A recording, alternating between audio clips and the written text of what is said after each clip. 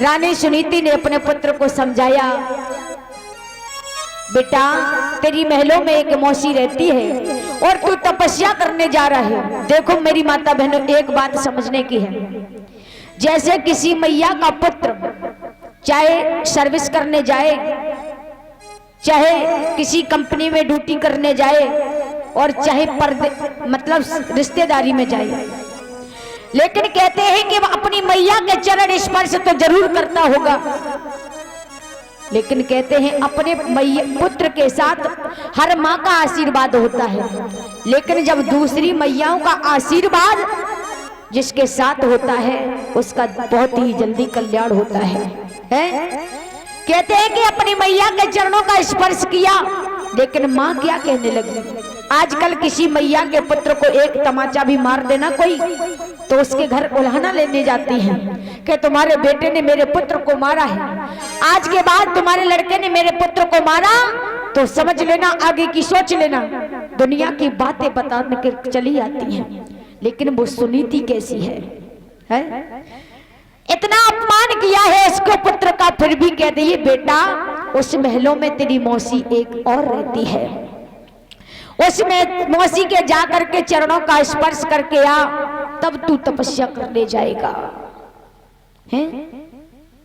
और जो भी भैया नौकरी करने जाते हैं, चाहे कुछ भी करने जाते हैं, जिन भाइयों के पास, जिन बेटियों के पास माता पिता का आशीर्वाद नहीं होता, उसका कोई कार्य सफल नहीं होता।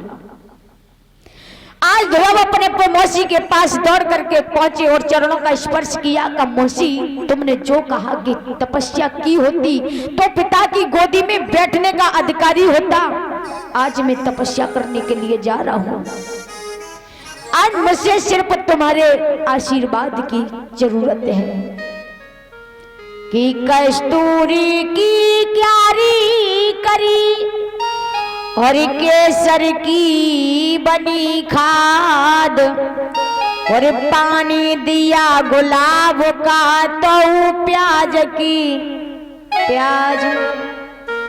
कहते हैं परीक्षित महाराज, जब तक सत्कर्म का पुण्य बढ़ता नहीं है तब तक स्वभाव इंसान का बदलता नहीं है। सोचने लगी सुरजी कि ये जहां रहेगा बड़ा होगा, इसका विवाह होगा, आगे चल करके मेरे पति का राज्य इसी के नाम पर हो जाएगा। छोटा है, जंगल में जाएगा, जंगली जीव खा जाएंगे और हमारे पुत्र के लिए राज्य रह जाएगा। है? कहते हैं कि जो तुमको कांटे बोए उसके लिए वो हो तुम फूल, और तुम्हारे लिए तो फूल के फूल उसके लिए सूल बन जाते हैं। आशीर्वाद दे दिया कि जा, मेरा आशीर्वाद तेरे साथ है, फिर भी घमंड झलक रहा है। दोनों चले हैं और मैया के पास चल करके आए और चरणों का स्पर्श किया और कहा कि मैया अब मुझे बन जाने की आज्ञा दीजिए, और बन जाने की आज्ञा दीजिए। और उसी समय बन की आज्ञा पाई है तो मैया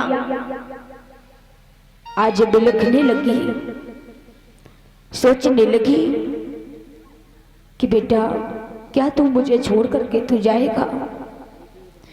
आज गले से लगा करके रानी सुनीति कहने लगी है, बेटा ऐसा मत कर, तू मुझे छोड़ करके इस बनी के बीच में अकेला मत जा।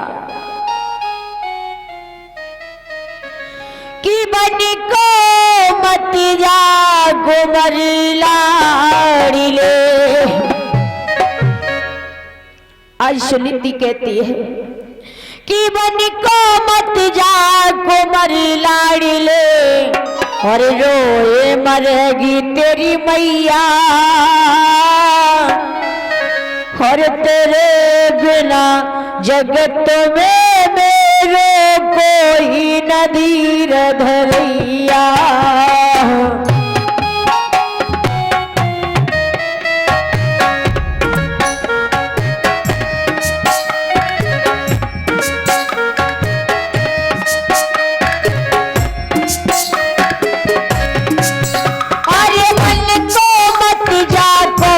लाड़ी ले, अरे बल को मत जा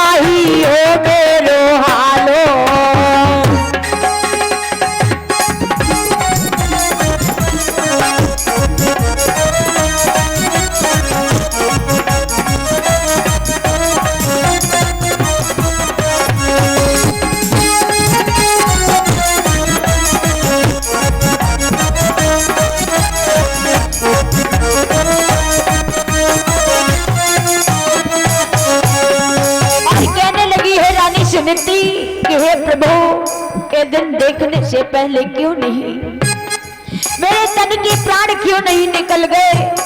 बेटा मैंने जौ और घास की रोटी खा करके तुझको पाला है, लेकिन तुझे नहीं मालूम कैसे पाला है। और जल बिन मीन तड़पती जैसे, और बछड़ा बिन जो गैया, तेरे बिना होएगा सोई मत जा कुंवर कन्हैया।